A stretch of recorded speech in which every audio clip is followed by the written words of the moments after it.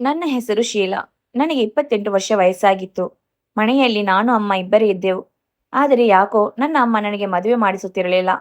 ಯಾರಾದರೂ ನಿಮ್ಮ ಮಗಳನ್ನು ಮದುವೆ ಮಾಡಿಕೊಡಿ ಎಂದರೂ ಅಮ್ಮನಿಗೆ ಇಷ್ಟವಾಗುತ್ತಿರಲಿಲ್ಲ. ನಾನು ಒಳ್ಳೆಯ ಕೆಲಸದಲ್ಲಿಯೂ ಇದ್ದೆ. ನನ್ನ ಮದುವೆ ಏನಾದರೂ ಮಾಡಿದರೆ ಈ ಮನೆಗೆ ಹಣ ಎಲ್ಲಿಂದ ಬರುತ್ತದೆ ಎಂದು ಅಮ್ಮ ಹೇಳುತ್ತಿದ್ದಳು. ಎಷ್ಟೋ ಮನೆಗಳಲ್ಲಿ ಈ ರೀತಿ ನಡೆಯುತ್ತಿರುತ್ತದೆ. ಒಂದು ವೇಳೆ ಹುಡುಗಿ ದುಡಿದು ಮನೆಯವರನ್ನೆಲ್ಲ ಸಾಕುತ್ತಿದ್ದಾಳೆ ಎಂದ ಮೇಲೆ ಅವಳ ಮದುವೆ ಅಷ್ಟು ಬೇಗ ಮಾಡುವುದಿಲ್ಲ. ಆದರೆ ನನಗೆ ವಯಸ್ಸಿನ ಮಿತಿ ಮೀರುತ್ತಿತ್ತು. ನನ್ನ ಮುಖದ ಮೇಲೆ ಸಹ ನೆರಿಗೆಗಳು ಕಾಣಿಸುತ್ತಿತ್ತು. ನಾನು ಅಮ್ಮನಿಗೆ ಹೇಳಿದ್ದೆ, ಅಮ್ಮ, ನಾನು ಮದುವೆಯಾದ ಮೇಲೂ ನಿಮ್ಮ ಖರ್ಚಿಗೆ ಆಗುವಷ್ಟು ಹಣ ಕಳಿಸುತ್ತೇನೆ ಎಂದು. ಆದರೆ ಅಮ್ಮ ಇದನ್ನು ಒಪ್ಪಲು ತಯಾರಿರಲಿಲ್ಲ. ಮದುವೆಯಾದ ಮೇಲೆ ನೀನು ಬದಲಾಗುತ್ತೀಯಾ ಮತ್ತು ನಾನು ಇದೇ ಮನೆಯಲ್ಲಿ ನರಳಿ ಸಾಯಬೇಕಾಗುತ್ತದೆ. ಆಗ ನಿನಗೆ ನನ್ನ ಸಾವಿನ ಸುದ್ದಿ ಕೂಡ ಹೇಳಲು ಯಾರೂ ಇರುವುದಿಲ್ಲ. ನೀನು ಎಷ್ಟು ಮರ್ಯಾದೆಗೆಟ್ಟವಳು ಎಂದರೆ ನಿನಗೆ ಏನಾದರೂ ಮದುವೆಯಾದರೆ ನೀನು ನಿನ್ನ ಗಂಡನ ಜೊತೆ ಸೇರಿಕೊಂಡು ನಿನ್ನ ತಾಯಿಯ ಕಡೆ ತಿರುಗಿ ಸಹ ನೋಡುವುದಿಲ್ಲ ಎನ್ನುತ್ತಿದ್ದಳು. ಆದರೆ ಅವಳು ನಾನು ಆ ರೀತಿ ಮಾಡುತ್ತೇನೆಂದು ಯಾವ ಕೆಟ್ಟ ನಡತೆಯನ್ನು ನನ್ನಲ್ಲಿ ನೋಡಿದಲು ನನಗೆ ಗೊತ್ತಿಲ್ಲ. ಮದುವೆಯಾಗುವುದು ನನ್ನ ಹಕ್ಕಾಗಿತ್ತು. ಭಗವಂತ ಒಂದು ಹೆಣ್ಣಿಗೆ ಒಂದು ಗಂಡನ್ನು ಸೃಷ್ಟಿ ಮಾಡಿರುತ್ತಾನೆ ಅಂತ ಹೇಳುತ್ತಾರೆ. ಅದು ನನ್ನ ಜೀವನದಲ್ಲಿ ಏಕೆ ಆಗುತ್ತಿಲ್ಲ? ಯಾರಿಗೆ ಮದುವೆ ಆಗುವುದಿಲ್ಲವೋ ಅವರ ಜೀವನ ಹೇಗೆ ಸಾಗುತ್ತದೆ? ಅಮ್ಮ ಕೂಡ ಮದುವೆಯಾಗಿದ್ದಳು. ಆದರೆ ನನ್ನನ್ನು ಮದುವೆ ಮಾಡದೆ ಇರೋದಕ್ಕೆ ದೊಡ್ಡ ಕಾರಣವೇನೆಂದರೆ ಮದುವೆಯಾದ ಮೇಲೆ ನಾನು ಇವಳಿಗೆ ಹಣವನ್ನು ಕೊಡುವುದಿಲ್ಲ ಎನ್ನುವುದೇ ದೊಡ್ಡ ತಪ್ಪಾಗಿತ್ತು. ನಾನು ಈ ತಪ್ಪು ಮಾಡದೆ ಹಾಗೆ ಕುಳಿತುಕೊಳ್ಳಲು ಕೂಡ ಸಾಧ್ಯವಿರಲಿಲ್ಲ. ಆದ್ದರಿಂದ ಅಮ್ಮ ತನ್ನ ಸ್ವಾರ್ಥಕ್ಕಾಗಿ ನನ್ನ ಮದುವೆ ಮಾಡಲು ಇಷ್ಟಪಡಲಿಲ್ಲ. ಆದರೂ ಈಗ ಏನಾದರೂ ನಾನು ಮಾಡಲೇಬೇಕಾಗಿತ್ತು. ನಾನು ಕೂಡ ಹೆಣ್ಣಲ್ಲವೇ? ನನಗೂ ಎಲ್ಲ ಹೆಣ್ಣು ಮಕ್ಕಳಂತೆ ಮದುವೆಯಾಗುವ ಆಸೆ ಇತ್ತು. ನನ್ನ ಜೊತೆ ಓದಿ ಬೆಳೆದವರೆಲ್ಲ ಮದುವೆಯಾಗಿ ಮಕ್ಕಳನ್ನು ಹಡೆದಿದ್ದಾರೆ. ಆದರೆ ನಾನು ಇನ್ನೂ ಕನ್ಯೆಯಾಗಿಯೇ ಉಳಿದಿದ್ದೇನೆ. ನನ್ನ ತಾಯಿ ಯಾವಾಗಲೂ ನಿನ್ನ ತಂದೆ ನಮ್ಮನ್ನು ಬಿಟ್ಟು ಹೋದ ಎಂದು ಹೇಳುತ್ತಿದ್ದಳು. ಇಲ್ಲಿಯವರೆಗೆ ಅವನು ಯಾಕೆ ಬಿಟ್ಟು ಹೋದ, ಕಾರಣ ಏನೆಂದು ನನಗೆ ಗೊತ್ತೇ ಇಲ್ಲ. ಆದರೆ ಏನೋ ಒಂದು ವಿಷಯ ಇರಬೇಕು. ಅಮ್ಮ ತುಂಬಾ ಸುಂದರವಾಗಿರಲಿಲ್ಲ. ಅಲ್ಲದೆ ಒಂದು ಕಣ್ಣು ವಾರಗಣ್ಣಾಗಿತ್ತು. ಅಪ್ಪ ಅದೇ ಕಾರಣಕ್ಕೆ ಅಮ್ಮನನ್ನು ಬಿಟ್ಟು ಬೇರೆ ಹೆಣ್ಣಿನ ಜೊತೆ ಹೋಗಿರಬಹುದು ಎಂದು ನನಗೆ ಅನಿಸುತ್ತಿತ್ತು. ನಾನು ಒಂದು ಸ್ಕೂಲಲ್ಲಿ ಮಕ್ಕಳಿಗೆ ಪಾಠ ಹೇಳಿಕೊಡುವ ಕೆಲಸ ಮಾಡುತ್ತಿದ್ದೆ. ನನಗೆ ಜಾಸ್ತಿ ಸಂಬಳವೇನು ಬರುತ್ತಿರಲಿಲ್ಲ. ನಾನು ಮನೆಯಲ್ಲಿ ಬಟ್ಟೆಯನ್ನು ಸಹ ಹೊಲಿಯುತ್ತಿದ್ದೆ. ಇದರಿಂದ ಹಣದ ಕೊರತೆ ಆಗದಂತೆ ನಾನು ನೋಡಿಕೊಳ್ಳುತ್ತಿದ್ದೆ. ನಾನು ಕೂಡ ಅಷ್ಟು ಸುಂದರವಾಗಿರಲಿಲ್ಲ. ಒಂದು ದಿನ ನಾನು ಮನೆಯಲ್ಲಿ ಇದ್ದೆ. ಅಮ್ಮ ಹೊರಗಡೆ ಎಲ್ಲೋ ಹೋಗಿದ್ದಳು. ವಿಚಿತ್ರವೇನೆಂದರೆ ಅವಳು ಏರಿಯಾದ ಕೆಲವು ಹೆಂಗಸರೊಂದಿಗೆ ಫ್ರೆಂಡ್ಶಿಪ್ ಮಾಡಿಕೊಂಡಿದ್ದಳು. ಒಮ್ಮೆ ಒಬ್ಬರ ಮನೆಗೆ ಹೋದರೆ ಮತ್ತೊಮ್ಮೆ ಮತ್ತೊಬ್ಬರ ಮನೆಗೆ ಹೋಗುತ್ತಿದ್ದಳು. ಅದರಿಂದ ಅವಳು ಹೆಚ್ಚಾಗಿ ಹೊರಗಡೆ ಇರುತ್ತಿದ್ದಳು. ನನ್ನನ್ನು ಮಾತ್ರ ಎಲ್ಲೂ ಹೋಗಲು ಬಿಡುತ್ತಿರಲಿಲ್ಲ. ಯಾಕೆಂದರೆ ಒಂದು ದಿನ ನಾನು ನನ್ನ ಫ್ರೆಂಡ್ ಮನೆಗೆ ಹೋದಾಗ ಅವಳು ತನ್ನ ಅಣ್ಣನಿಗಾಗಿ ನನ್ನ ಸಂಬಂಧವನ್ನು ಕೇಳಿದಳು. ಅಂದಿನಿಂದ ಅಮ್ಮ ನನಗೆ ಎಲ್ಲೂ ಹೊರಗಡೆ ಹೋಗಲು ಬಿಡುತ್ತಿರಲಿಲ್ಲ. ನಾನು ಹೊರಗಡೆ ಹೋದರೆ ಜನರೆಲ್ಲರೂ ನನ್ನ ಮದುವೆ ಬಗ್ಗೆ ಕೇಳುತ್ತಿದ್ದರು. ಅಮ್ಮ ಒಲೆಯ ಮೇಲೆ ಹಾಲಿಟ್ಟಿದ್ದೀನಿ ನೋಡು ಎಂದು ಹೇಳಿ ಹೋಗಿದ್ದಳು. ನನಗೆ ಮರೆತೇ ಹೋಗಿತ್ತು. ನಾವು ಹಳ್ಳಿಯಲ್ಲಿದ್ದ ಕಾರಣ ಸೌದೆ ಒಲೆಯನ್ನು ಬಳಸುತ್ತಿದ್ದೆವು. ಬೇಗ ಓಡಿ ಹೋಗಿ ಆತುರದಿಂದ ಬರಿಗೈಯಿಂದ ಹಾಲನ್ನು ಕೆಳಗಿಳಿಸುತ್ತಿದ್ದಾಗ ಕೈ ಸುಡುವುದಲ್ಲದೆ ನನ್ನ ಕಾಲ ಮೇಲೂ ಬಿತ್ತು. ನಾನು ಜೋರಾಗಿ ಕಿರುಚುತ್ತಿದ್ದೆ. ಆಗ ಯಾರೋ ಹೊರಗಡೆಯಿಂದ ಬಾಗಿಲು ಬಡಿದ ಶಬ್ದವಾಯಿತು. ನನ್ನ ಚೀರಾಟ ಕೇಳಿ ಅವರು ಒಳಕ್ಕೆ ಓಡಿ ಬಂದರು. ನಾನು ತುಂಬ ಕೆಟ್ಟದಾಗಿ ಕಿರುಚಾಡುತ್ತಿದ್ದೆ. ನನಗೆ ಸುಟ್ಟ ನೋವು ಸಹಿಸಿಕೊಳ್ಳಲು ಆಗಲಿಲ್ಲ. ಆ ಸಮಯದಲ್ಲಿ ನನಗೆ ಯಾರಾದರೂ ಸಹಾಯಕ್ಕೆ ಬೇಕಿತ್ತು. ನನ್ನಿಂದ ಎದ್ದು ಕೂತುಕೊಳ್ಳಲು ಸಹ ಆಗುತ್ತಿರಲಿಲ್ಲ. ಅದೇ ಸಮಯಕ್ಕೆ ಯಾರೋ ಒಬ್ಬ ಮನುಷ್ಯ ಬಂದು ನನ್ನನ್ನು ಎತ್ತಿಕೊಂಡನು. ನನ್ನ ಕೋಣೆಗೆ ಕರೆದುಕೊಂಡು ಹೋಗಿ ಕೂರಿಸಿ ಜೊತೆಗೆ ನನ್ನ ಕಾಲ ಮೇಲೆ ತಣ್ಣೀರನ್ನು ಹಾಕಿದನು. ಇದರಿಂದ ನನಗೆ ಸ್ವಲ್ಪ ಆರಾಮೆನಿಸಿತು. ಆದರೆ ನನಗೆ ಅವನನ್ನು ನೋಡಿ ಆಶ್ಚರ್ಯವಾಯಿತು. ಏಕೆಂದರೆ ಅವನೊಬ್ಬ ಭಿಕ್ಷುಕನಾಗಿದ್ದ. ಆಗ ನನಗೆ ಅವನನ್ನು ಭಿಕ್ಷುಕ ಎಂದು ಕರೆಯುವುದು ಸರಿಯಲ್ಲವೆನಿಸಿತು. ಏಕೆಂದರೆ ಅವನು ನೋಡಲು ತುಂಬ ಸುಂದರನಾಗಿದ್ದ. ಅವನೊಬ್ಬ ಕಟ್ಟುಮಸ್ತಾದ ವ್ಯಕ್ತಿಯಾಗಿದ್ದ. ಆದರೆ ಅವನು ಭಿಕ್ಷೆ ಬೇಡುತ್ತಿದ್ದರಿಂದ ಸ್ವಲ್ಪ ಕಪ್ಪಾಗಿ ಕೊಳಕಾಗಿರುವಂತೆ ಕಾಣುತ್ತಿದ್ದನು. ಬಡವರಲ್ಲಿ ಎಲ್ಲರೂ ತುಂಬ ಸುಂದರವಾಗಿ ಏನೂ ಇರುವುದಿಲ್ಲ, ಅಥವಾ ಶ್ರೀಮಂತರು ಕೂಡ ಎಲ್ಲರೂ ಸುಂದರವಾಗಿರುವುದಿಲ್ಲ. ಒಂದು ವೇಳೆ ಒಳ್ಳೆಯ ಬಟ್ಟೆಯನ್ನು ತೊಡಿಸಿದರೆ ಇವನು ಯಾವ ಹೀರೋಗೂ ಕೂಡ ಕಡಿಮೆ ಇರಲಿಲ್ಲ. ಅವನನ್ನು ನೋಡಿ ತಕ್ಷಣ ನಾನು ಅವನ ಕೈಯನ್ನು ದೂರ ತಳ್ಳಿದೆ. ಮತ್ತೆ ಅವನಿಗೆ ಹೇಳಿದೆ, ನಿನಗೆ ಒಳಗೆ ಬರಲು ಎಷ್ಟು ಧೈರ್ಯ? ನೀನು ನನ್ನನ್ನು ಹೇಗೆ ಮುಟ್ಟಿದೆ? ಆಗ ಆ ಭಿಕ್ಷುಕ ಹೇಳಿದ, ನಾನು ಭಿಕ್ಷೆ ಬೇಡಲು ಇಲ್ಲಿಗೆ ಬಂದಿದ್ದೆ. ನೀವು ಕೂಗಾಡುತ್ತಿರುವ ಶಬ್ದ ಕೇಳಿ ಏನೋ ತೊಂದರೆ ಆಗಿರಬಹುದು ಎಂದು ಒಳಗೆ ಬಂದೆ. ಈ ಪ್ರಪಂಚದಲ್ಲಿ ಒಳ್ಳೆಯವರಿಗೆ ಕಾಲವೆಲ್ಲಿದೆ? ಒಂದು ವೇಳೆ ನನ್ನಿಂದ ನಿಮಗೆ ತೊಂದರೆ ಆಗಿದ್ದರೆ ದಯವಿಟ್ಟು ನನ್ನನ್ನು ಕ್ಷಮಿಸಿ. ಬಹುಶಃ ನಾನು ಹೆಚ್ಚಾಗಿ ಮಾತನಾಡಿದೆ ಅಂತ ಅನಿಸುತ್ತೆ. ಆದರೆ ಅವನು ನನಗೆ ಸಹಾಯ ಮಾಡಿದ್ದ. ಒಂದು ವೇಳೆ ಅವನು ಸರಿಯಾದ ಸಮಯಕ್ಕೆ ಬರದಿದ್ದರೆ ನಾನು ಹಾಗೆ ಬಿದ್ದುಕೊಳ್ಳಬೇಕಾಗಿತ್ತು. ಏಕೆಂದರೆ ನನ್ನ ಕಾಲುಗಳು ಸುಟ್ಟು ಹೋಗಿದ್ದವು. ಆ ಉರಿ ನೋವಿನಲ್ಲಿ ನನಗೆ ಎದ್ದು ಕೂರಲು ಸಹ ಆಗುತ್ತಿರಲಿಲ್ಲ. ಸ್ವಲ್ಪ ಸುಧಾರಿಸಿದ ನಂತರ ನಾನು ಅವನನ್ನು ಕೇಳಿದೆ, ನೀನು ಏಕೆ ಭಿಕ್ಷೆ ಬೇಡುತ್ತಿದ್ದೀಯಾ?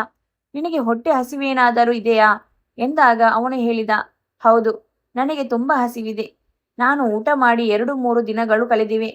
ಸರಿ, ನೀನು ಇಲ್ಲೇ ಕುಳಿತುಕೋ, ನಾನು ನಿನಗಾಗಿ ಊಟ ಕೊಡುತ್ತೇನೆ ಎಂದು ಹೇಳಿ ಅವನಿಗೆ ನನ್ನ ಪಾಲಿನ ಊಟವನ್ನು ಒಂದು ಬಾಕ್ಸ್ನಲ್ಲಿ ಅನ್ನ ಮತ್ತೆ ಸ್ವಲ್ಪ ಸಾಂಬಾರನ್ನು ಕಟ್ಟಿ ಅವನ ಕೈಗೆ ಕೊಟ್ಟೆ. ಈ ಹಿಂದೆ ಯಾರೂ ನನಗೆ ಈ ರೀತಿ ಉಪಚಾರ ಮಾಡಿರಲಿಲ್ಲ. ನಾನು ಭಿಕ್ಷುಕ ಆದಾಗಿನಿಂದಲೂ ಜನರಿಂದ ಬರೀ ಬೈಗುಳದ ಮಾತುಗಳನ್ನು ಕೇಳಿದ್ದೆ. ಅವರ ನಡವಳಿಕೆಗಳನ್ನು ಕಣ್ಣಾರೆ ನೋಡಿ ಅನುಭವಿಸಿದ್ದೇನೆ.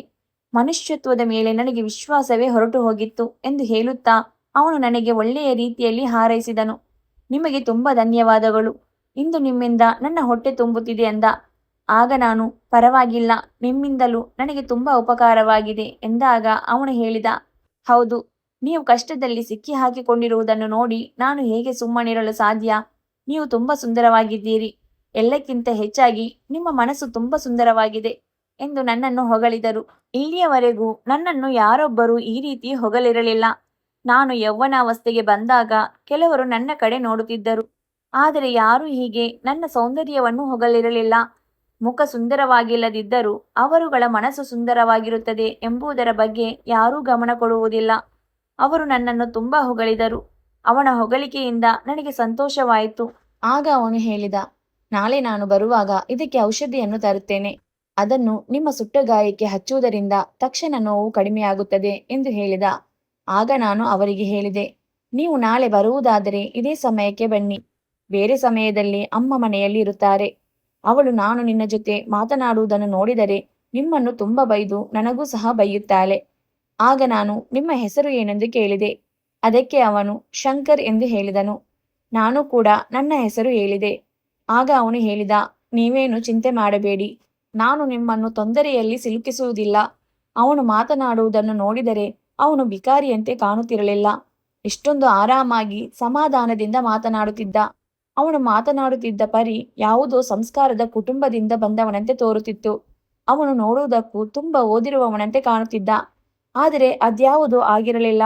ಓದಿದಿದ್ದರೆ ಭಿಕ್ಷೆ ಯಾಕೆ ಬೇಡುತ್ತಿದ್ದ? ಮಾರನೇ ದಿನ ಅವನು ಅದೇ ಸಮಯದಲ್ಲಿ ಮನೆಗೆ ಬಂದನು.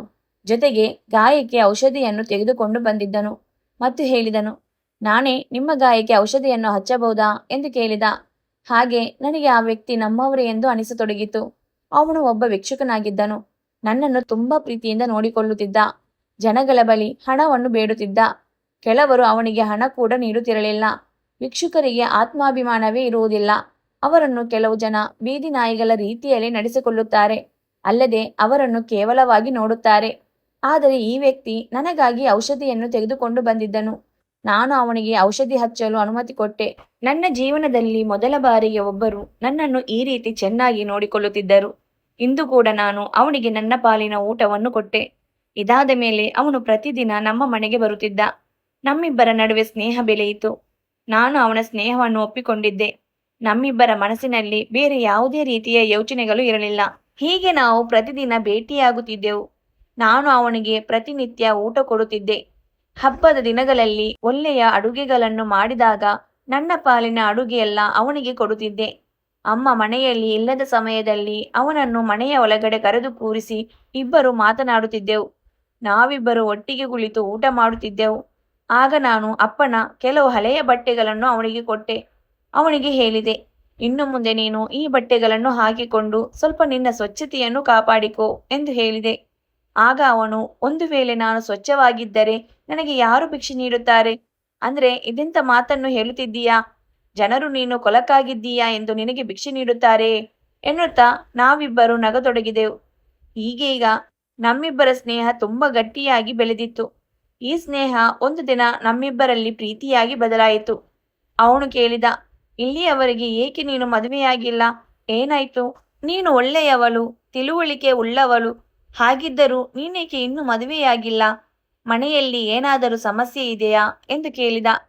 ಸಮಸ್ಯೆ ಇದೆ ಅಂತ ಗೊತ್ತಾದ್ರೆ ನೀವು ಅದಕ್ಕೆ ಪರಿಹಾರ ಏನಾದರೂ ಹುಡುಕುತ್ತೀರಾ ಎಂದು ತಮಾಷೆಯಾಗಿ ಕೇಳಿದೆ. ಮತ್ತೆ ನಾನು ಹೇಳಿದೆ, ಇನ್ನೆರಡು ತಿಂಗಳು ಕಳೆದರೆ ನನಗೆ 30 ವರ್ಷಕ್ಕೆ ಬೀಳುತ್ತದೆ. ಆದರೆ ನನ್ನ ತಾಯಿ ಯಾಕೋ ಗೊತ್ತಿಲ್ಲ, ನನಗೆ ಮದುವೆ ಮಾಡುತ್ತಿಲ್ಲ. ಹುಡುಗರು ಮದುವೆ ಮಾಡಿಕೊಂಡು ಸ್ವಲ್ಪ ದಿನಗಳು ಕಳೆದಂತೆ ನಮ್ಮನ್ನು ಬಿಟ್ಟು ಹೋಗಿ ಮೋಸ ಮಾಡುತ್ತಾರೆ ಎಂದು ಹೇಳುತ್ತಿರುತ್ತಾರೆ. ಮದುವೆ ಎಂಬುವ ವಿಷಯವನ್ನು ನಿನ್ನ ಮನಸ್ಸಿನಿಂದ ತೆಗೆದುಹಾಕು. ನಾನು ನಿನಗೆ ಮದುವೆ ಮಾಡುತ್ತೇನೆ ಎಂದು ಕನಸು ಕಾಣಬೇಡ. ಇದು ಎಂದಿಗೂ ಸಾಧ್ಯವಿಲ್ಲ. ನನ್ನ ಮದುವೆ ಮಾಡುವುದಕ್ಕೆ ನಮ್ಮ ಬಳಿ ಯಾವುದೇ ಹಣವನ್ನು ನಾವು ಕೂಡಿ ಇಟ್ಟಿಲ್ಲ. ಇಲ್ಲಿಯವರೆಗೂ ದುಡಿದ ದುಡ್ಡೆಲ್ಲ ನಮ್ಮ ಜೀವನಕ್ಕೆ ಸರಿ ಹೋಗುತ್ತದೆ. ಇನ್ನು ನನ್ನಂತ ಹೆಣ್ಣು ಮಕ್ಕಳನ್ನು ವರದಕ್ಷಿಣೆ ಇಲ್ಲದೆ ಮದುವೆ ಹೇಗೆ ಆಗುತ್ತಾರೆ? ನೀನೇ ಹೇಳು ಎಂದು ಕೇಳಿದಾಗ, ಇವತ್ತಿನ ಕಾಲದಲ್ಲಿ ಕೆಲವರು ಎಷ್ಟು ಕೆಟ್ಟವರಾಗಿದ್ದಾರೆ ಎಂದರೆ ವರದಕ್ಷಿಣೆ ಇಲ್ಲದೆ ಹೆಣ್ಣು ಮಕ್ಕಳನ್ನು ಮದುವೆ ಮಾಡಿಕೊಳ್ಳುವುದಿಲ್ಲ. ಒಂದು ವೇಳೆ ಮಾಡಿಕೊಂಡರೂ ಮದುವೆಯಾದ ನಂತರ ಕಿರುಕುಳ ನೀಡಲು ಶುರುಹಚ್ಚಿಕೊಳ್ಳುತ್ತಾರೆ.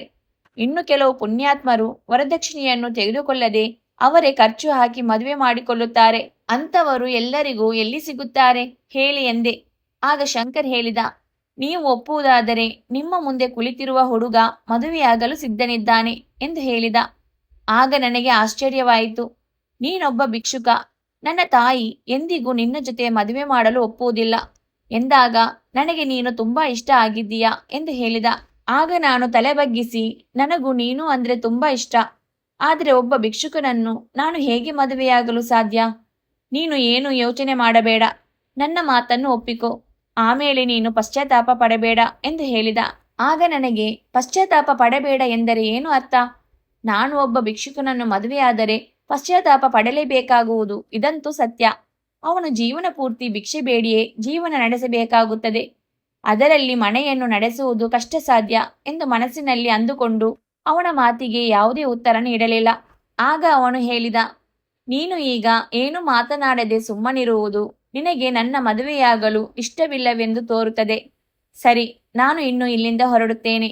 ಮತ್ತೆ ನಾನೆಂದು ಮರಳಿ ಬರುವುದಿಲ್ಲ ಎಂದು ಹೇಳಿ ಎದ್ದು ಹೊರಟು ಹೋದ.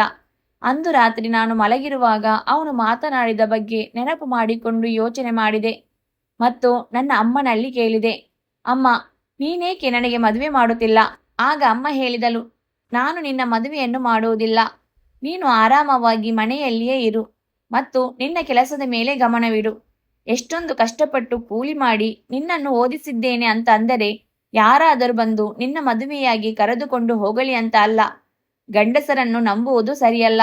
ಅವರಿಗೆ ಕರುಣೆ ಕನಿಕರ ಎನ್ನುವುದೇ ಇರುವುದಿಲ್ಲ. ಆಗ ನಾನು ಅಮ್ಮನಿಗೆ ಕೇಳಿದೆ, ಪ್ರಪಂಚದಲ್ಲಿ ಎಲ್ಲಾ ಗಂಡಸರು ಒಂದೇ ರೀತಿ ಇರುವುದಿಲ್ಲ ಅಲ್ಲವೇ ಅಮ್ಮ? ಆಗ ಅಮ್ಮ ಹೇಳಿದಳು, ನಿನ್ನ ಅಪ್ಪನನ್ನು ಕೂಡ ನಾನು ಅದೇ ರೀತಿ ನಂಬಿದ್ದೆ. ಆದರೆ ಅವನು ನನಗೆ ವಿಶ್ವಾಸ ದ್ರೋಹ ಮಾಡಿ ನಮ್ಮಿಬ್ಬರನ್ನು ಬಿಟ್ಟು ಹೋದ.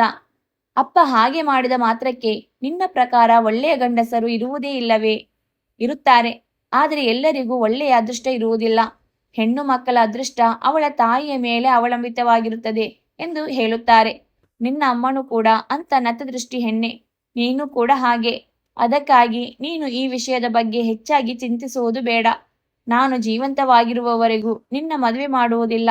ಒಂದು ವೇಳೆ ನೀನು ಮದುವೆ ಆಗಲೇಬೇಕು ಅಂದುಕೊಂಡಿದ್ದರೆ ನಿನ್ನ ತಾಯಿ ಬೇಗ ಆ ದೇವರ ಪಾದ ಸೇರಿಕೊಳ್ಳಲಿ ಎಂದು ಆ ಭಗವಂತನ ಹತ್ತಿರ ಬೇಡಿಕೋ. ಅಮ್ಮ, ನೀನು ಏಕೆ ಈ ರೀತಿ ಮಾತನಾಡುತ್ತಿದ್ದೀಯಾ? ನಾನೇಕೆ ಹಾಗೆ ಬೇಡಿಕೊಳ್ಳಲಿ ಎಂದು ಹೇಳಿ ಸುಮ್ಮನಾದೆ. ಆದರೆ ಅಮ್ಮ ನಾನು ನನ್ನ ಮದುವೆಯ ಬಗ್ಗೆ ಕೇಳಿದಾಗೆಲ್ಲ ಇದೇ ಉತ್ತರ ನೀಡುತ್ತಿದ್ದಳು. ಕೊನೆಗೆ ನನಗೆ ಅರ್ಥವಾಯಿತು. ಅಮ್ಮನಂತೂ ನನಗೆ ಮದುವೆ ಮಾಡುವುದಿಲ್ಲ. ಹಾಗಂತ ನನ್ನ ಇಚ್ಛೆಯ ಪ್ರಕಾರ ಮದುವೆಯಾಗಬೇಕೆಂದುಕೊಂಡು ಅಮ್ಮನು ಸಾಯಲಿ ಎಂದು ಬಯಸುವಂತವಳು ನಾನಲ್ಲ. ಇತ್ತ ಶಂಕರ್ 3-4 ದಿನವಾದರೂ ನಮ್ಮ ಮನೆ ಕಡೆ ಬರಲಿಲ್ಲ. ನಾನು ತುಂಬ ಚಿಂತೆಗೊಳಗಾದೆ. ಯಾಕೋ ಗೊತ್ತಿಲ್ಲ, ಅವನ ಎಲ್ಲ ಮಾತುಗಳು ಮತ್ತೆ ನನಗೆ ನೆನಪಾಗತೊಡಗಿದವು. ಅವನ ಮಾತಿನಲ್ಲಿ ಅವನಿಗೆ ವಿಶ್ವಾಸವಿತ್ತು.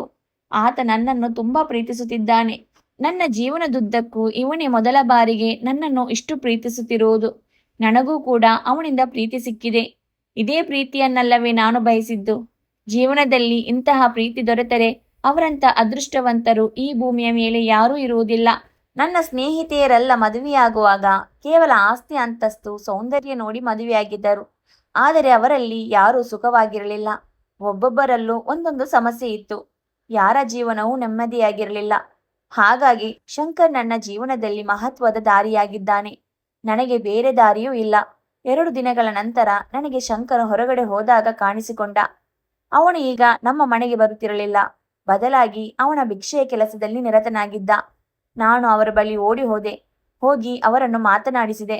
ಆಗ ಅವರು ನನ್ನ ಬಳಿ ಯಾವ ರೀತಿ ನಡೆದುಕೊಂಡನೆಂದರೆ ನಾನು ಅವನಿಗೆ ಗೊತ್ತೇ ಇಲ್ಲವೇನೋ ಎಂಬಂತೆ ನಾಟಕ ಮಾಡಿದ. ಆಗ ನನಗೆ ಹೇಗಾಯಿತು ಎಂದರೆ ನಾನು ಇಂದು ಅವನ ಬಳಿ ಭಿಕ್ಷುಕಿಯಾಗಿದ್ದೆ. ಅವನ ಬಳಿ ಪ್ರೀತಿಗಾಗಿ ಅವರಲ್ಲಿ ಭಿಕ್ಷೆ ಬೇಡುತ್ತಿದ್ದೆ ಎಂದು ಅನಿಸುತ್ತಿತ್ತು.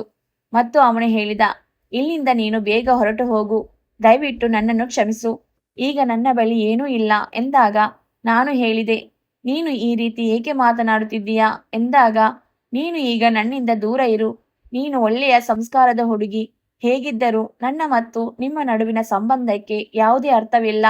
ಅದಕ್ಕೆ ನಾನು ಹೇಳಿದೆ, ನಿನಗೆ ನನ್ನ ಮೇಲೆ ತುಂಬಾ ಕೋಪ ಬಂದಿರಬೇಕು, ನೀನು ನನಗೆ ಯೋಚಿಸಲು ಸಮಯ ಕೊಡು. ಆಗ ಅವನು ನನ್ನನ್ನು ಆಶ್ಚರ್ಯದಿಂದ ನೋಡಿದನು. ಇಲ್ಲಿ ಕೇಳು, ನಾನು ನಿನ್ನನ್ನು ಮದುವೆಯಾಗಲು ತಯಾರಾಗಿದ್ದೇನೆ, ಆದರೆ ನನ್ನದೊಂದು ಕಂಡೀಷನ್ ಇದೆ. ನೀನು ನನ್ನನ್ನು ಯಾವಾಗಲೂ ಸಂತೋಷವಾಗಿರುವಂತೆ ನೋಡಿಕೊಳ್ಳಬೇಕು, ಯಾವಾಗಲೂ ನನ್ನನ್ನು ಮಾತ್ರ ಪ್ರೀತಿಸಬೇಕು, ಎಂದೂ ಬದಲಾಗಬಾರದು ಎಂದು ಕೇಳಿದೆ. ಆಗ ಅವನು ಹೇಳಿದ, ನಾನೆಂದು ಬದಲಾಗುವುದಿಲ್ಲ, ಹೇಗಿದ್ದರೂ ನಾನು ನಿಮ್ಮನ್ನು ತುಂಬಾ ಪ್ರೀತಿಸುತ್ತಿದ್ದೇನೆ, ಹಾಗಿದ್ದ ಮೇಲೆ ನಾನೇಕೆ ಬದಲಾಗಲಿ.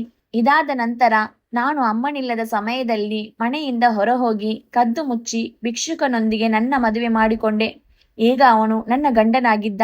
ಪ್ರತಿದಿನ ಅವನು ನಮ್ಮ ಮನೆಗೆ ಭಿಕ್ಷೆ ಬೇಡಲು ಬರುತ್ತಿದ್ದ. ನಾನು ಅವನಿಗೆ ಊಟ ನೀಡುತ್ತಿದ್ದೆ, ಮೊದಲಿನಂತೆ ಬಟ್ಟೆಗಳನ್ನು ಕೊಡುತ್ತಿದ್ದೆ.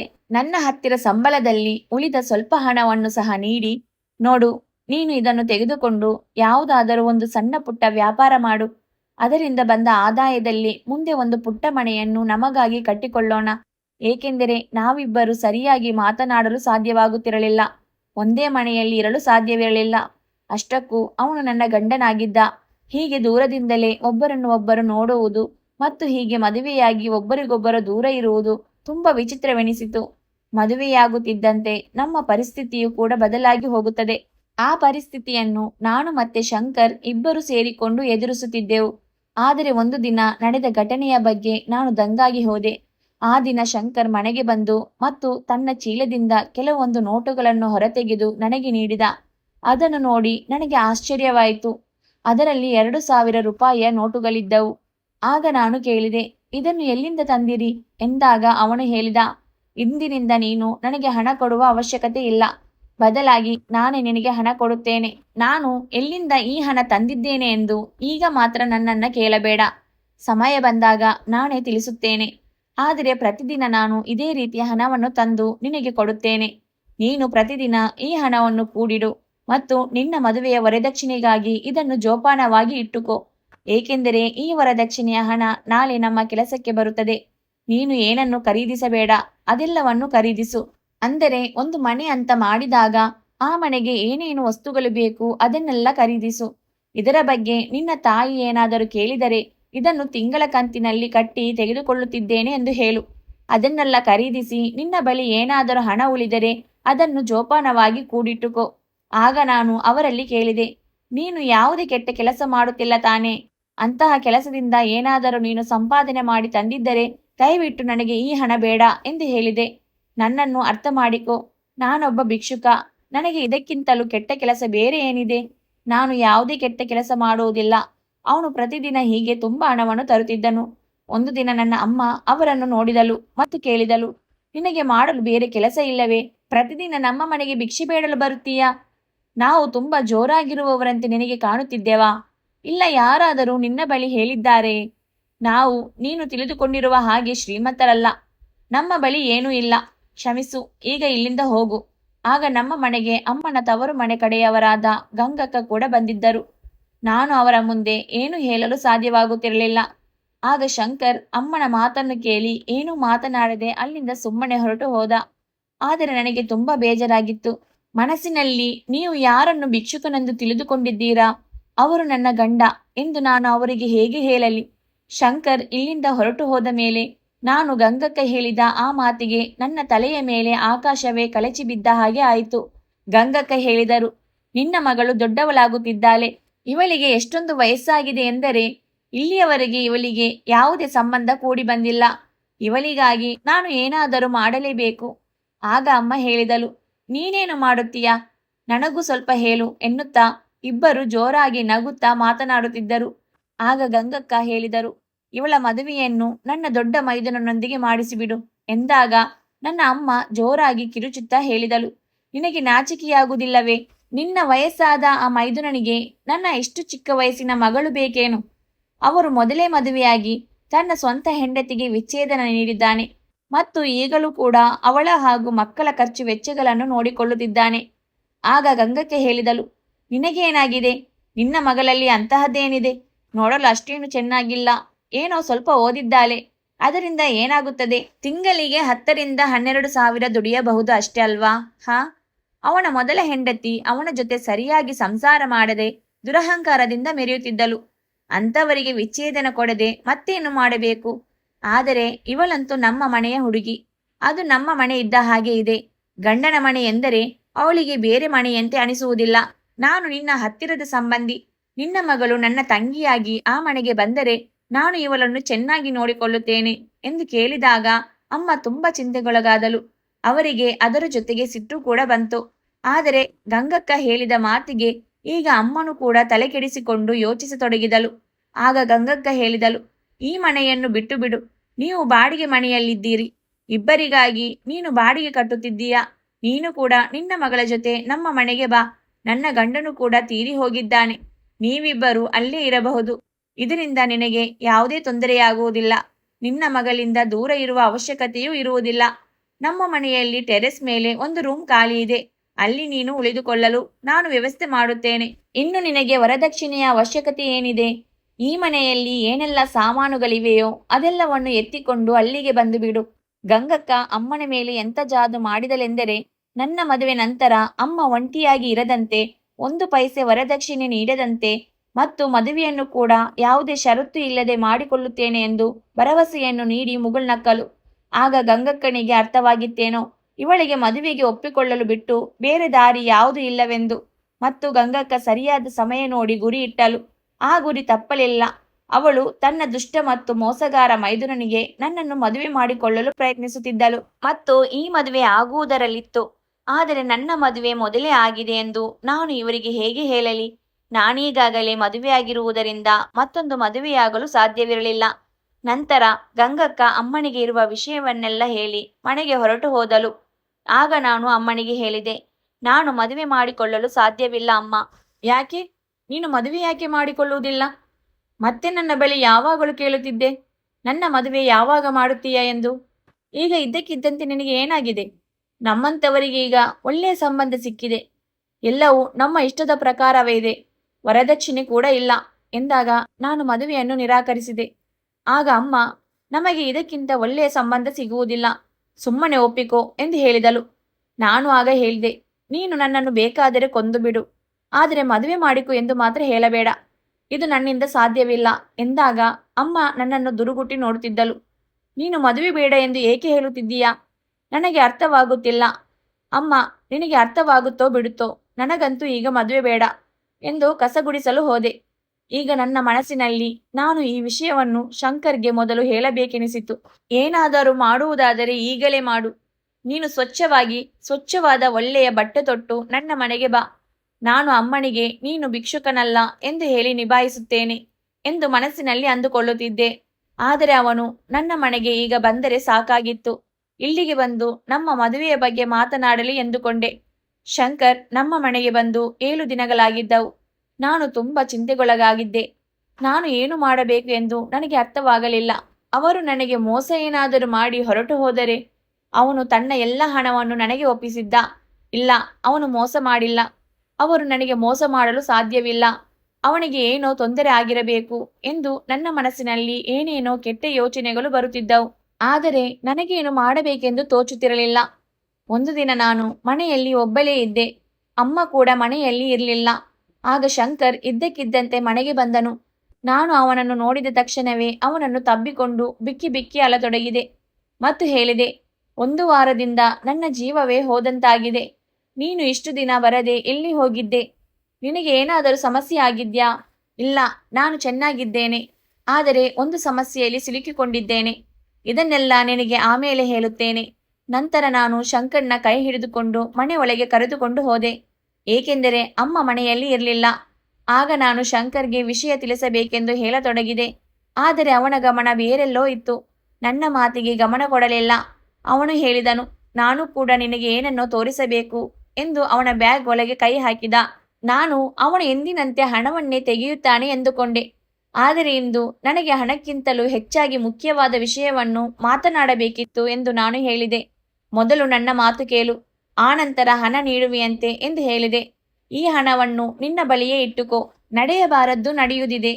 ಈಗ ನಾವು ಎಲ್ಲರಿಗೂ ಸತ್ಯವನ್ನು ಹೇಳಲೇಬೇಕು ಎಂದು ಹೇಳಿದೆ. ಆದರೆ ಅವನು ನನ್ನ ಮಾತುಗಳನ್ನು ಕೇಳಲೇ ಇಲ್ಲ. ಆಗ ಅವನು ಬ್ಯಾಗಿನಿಂದ ಹೊರತೆಗೆದ ವಸ್ತುವನ್ನು ನೋಡಿ ನನಗೆ ನಿಂತ ನೆಲವೇ ಸೀಳಿದಂತಾಯಿತು. ಆಶ್ಚರ್ಯದಿಂದ ಅವನನ್ನು ಒಮ್ಮೆ ನೋಡಿದೆ. ಅವನು ಬ್ಯಾಗಿನಿಂದ ತೆಗೆದ ವಸ್ತುವನ್ನು ನೋಡುತ್ತಲೇ ನನ್ನ ಮೈಕೈಯೆಲ್ಲ ನಡುಗತೊಡಗಿತ್ತು. ನಾನು ಒಂದೇ ಮಾತು ಹೇಳಿದೆ, ನೀನು ನನಗೆ ವಿಚ್ಛೇದನವನ್ನು ಕೊಡು ಎಂದು. ಏಕೆಂದರೆ ಅವನು ನನ್ನ ತಂದೆಯ ಫೋಟೋವನ್ನು ಹೊರತೆಗೆದಿದ್ದ. ಇದರ ಅರ್ಥ ಅವನು ನನಗೆ ಸಹೋದರನಾಗಿದ್ದ. ಹಾಗಾಗಿ ನಾನು ಅವನಿಗೆ ನನಗೆ ವಿಚ್ಛೇದನ ಕೊಡು ಎಂದು ಕೇಳಿದೆ. ಸಹೋದರನಾದವನನ್ನು ನಾನು ತಿಳಿಯದೆ ಮದುವೆ ಮಾಡಿಕೊಂಡಿದ್ದೇನೆ. ನನ್ನಿಂದ ಬಹುದೊಡ್ಡ ಪಾಪ ನಡೆದಿದೆ ಎಂದು ಮಾತನಾಡುತ್ತಿದ್ದಾಗ ಅವರು ನನ್ನನ್ನು ಆಶ್ಚರ್ಯದಿಂದ ನೋಡುತ್ತಾ ಚಿಂತೆಗೊಳಗಾದ. ಅವನು ಹೇಳಿದ, ನೀನೇಕೆ ಹೀಗೆ ಹೇಳುತ್ತಿದ್ದೀಯಾ? ಮತ್ತೇನು ಹೇಳಲಿ? ಇವರು ನನ್ನ ತಂದೆ, ನಾನು ಅವರ ಮಗಳು. ಆಗ ಶಂಕರ್, ಇಲ್ಲ, ಇವರು ನನ್ನ ತಂದೆ, ನಿನ್ನ ತಂದೆಯಲ್ಲ ಎಂದು ಹೇಳಿದನು. ಆಗ ನಾನು, ಹೌದು, ಇವರು ನನಗೂ ತಂದೆ, ನಾನು ಅವರ ಸಂತಾನವೇ. ನನಗೆ ಏನು ಮಾಡಬೇಕು ತೋಚುತ್ತಿರಲಿಲ್ಲ. ನಾನು ನಿಂತಲ್ಲೇ ತುಂಬ ಬೆವರುತ್ತಿದ್ದೆ. ನನ್ನ ಹೃದಯವು ಜೋರಾಗಿ ಬಡಿದುಕೊಳ್ಳುತ್ತಿತ್ತು. ನಾನು ನಡುಗುತ್ತಿದ್ದೆ. ಶಂಕರ್ನ ಪರಿಸ್ಥಿತಿಯು ಕೂಡ ಅದೇ ಆಗಿತ್ತು. ನಾವಿಬ್ಬರು ಸಹೋದರ ಸಹೋದರಿಯರಾಗಿದ್ದೆವು. ನಾನು ತುಂಬ ಜೋರಾಗಿ ಅಳುತ್ತಿದ್ದೆ. ಆಗ ಶಂಕರ್ ನನ್ನ ಜೊತೆ ಬಾ ಎಂದು ನನ್ನನ್ನು ನನ್ನ ತಂದೆಯ ಬಳಿಗೆ ಕರೆದುಕೊಂಡು ಹೋದನು. ನಾನು ನನ್ನ ತಂದೆಯನ್ನು ನೋಡಿ ಅವರನ್ನು ಮುಟ್ಟಿ ಮಾತನಾಡಿಸಲು ಹೋದೆ. ಆದರೆ ನನ್ನ ತಂದೆ ಅಲ್ಲಿಂದಲೇ ಕೈ ತೋರಿಸಿ ಅಲ್ಲೇ ನಿಲ್ಲು ಎಂದು ಹೇಳಿದರು. ಈ ಹುಡುಗಿಯನ್ನು ಈಗಲೇ ಇಲ್ಲಿಂದ ಕರೆದುಕೊಂಡು ಹೋಗು ಎಂದರು. ಮತ್ತು ಆಗ ನನಗೆ ತಿಳಿಯಿತು, ಶಂಕರ್ ಭಿಕ್ಷುಕನಾಗಿರಲಿಲ್ಲ. ಬದಲಾಗಿ ಅವನು ಭಿಕ್ಷುಕದ ನಾಟಕ ಮಾಡುತ್ತಿದ್ದ. ಅವನು ದೊಡ್ಡ ಶ್ರೀಮಂತನಾಗಿದ್ದ. ಒಂದು ಒಳ್ಳೆಯ ಸುಸಂಸ್ಕೃತ ಮನೆಯಲ್ಲಿ ವಾಸ ಮಾಡುತ್ತಿದ್ದ. ನಾನು ಅಪ್ಪನಲ್ಲಿ ಹೇಳಿದೆ, ನಾನು ನಿಮ್ಮನ್ನು ನೋಡಿ ತುಂಬ ಭಾವುಕಲಾಗಿದ್ದೇನೆ. ನಾನು ನಿಮ್ಮ ಮಗಳು ಎಂದು. ಆಗ ಅಪ್ಪ ಹೇಳಿದರು, ಮಗಳು? ನೀನು ಯಾರ ಮಗಳು? ನೀನು ನನ್ನ ಮಗಳ ಹಾಗೆ ಕಾಣಿಸುತ್ತಿಲ್ಲ. ನೀನು ನನ್ನ ಮಗಳಲ್ಲ ಎಂದರು. ಆಗ ನಾನು ಹೇಳಿದೆ, ನಾನು ನಿಮ್ಮ ಮಗಳು. ನೀವು ನನ್ನನ್ನು ಮತ್ತು ಅಮ್ಮನನ್ನು ಬಿಟ್ಟು ಬಂದಿದ್ದೀರಿ. ಇಲ್ಲಿ ದೊಡ್ಡ ಮನೆಯಲ್ಲಿ ವಾಸ ಮಾಡುತ್ತಿದ್ದೀರಿ.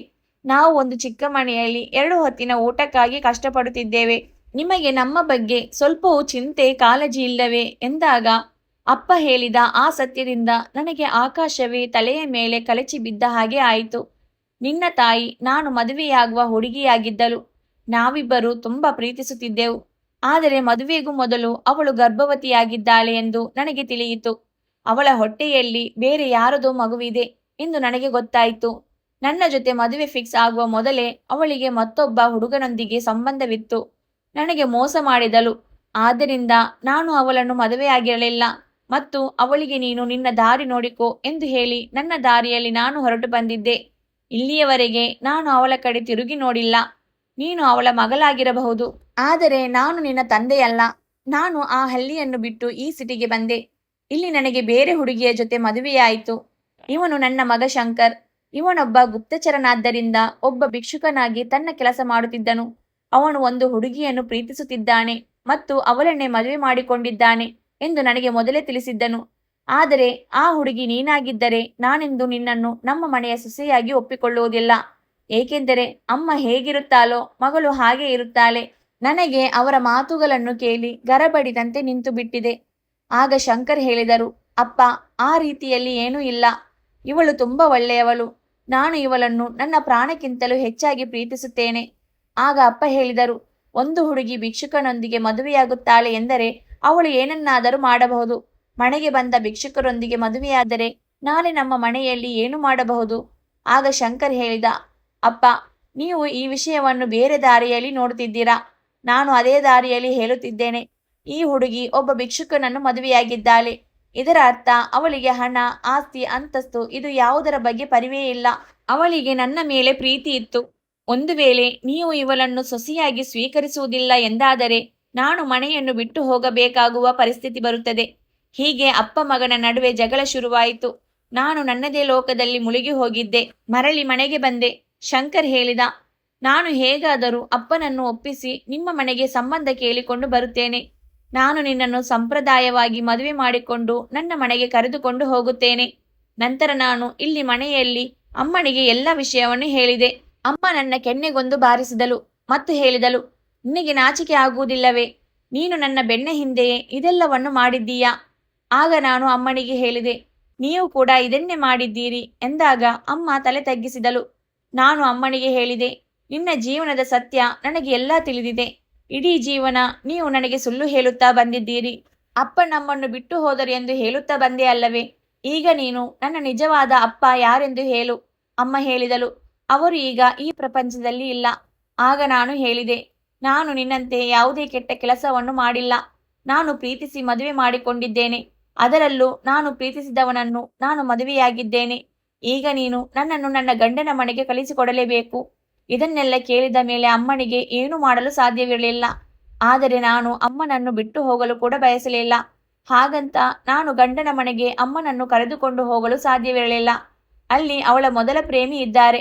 ನಾನು ಏನು ಮಾಡಬೇಕು ನನಗೆ ಅರ್ಥವಾಗಲಿಲ್ಲ. ಆದರೆ ಶಂಕರ್ ನನ್ನೆಲ್ಲ ಸಮಸ್ಯೆಯನ್ನು ದೂರ ಮಾಡಿದರು. ನಾವು ಬೇರೆ ಮನೆ ಮಾಡಿಕೊಂಡು ಇರೋಣ.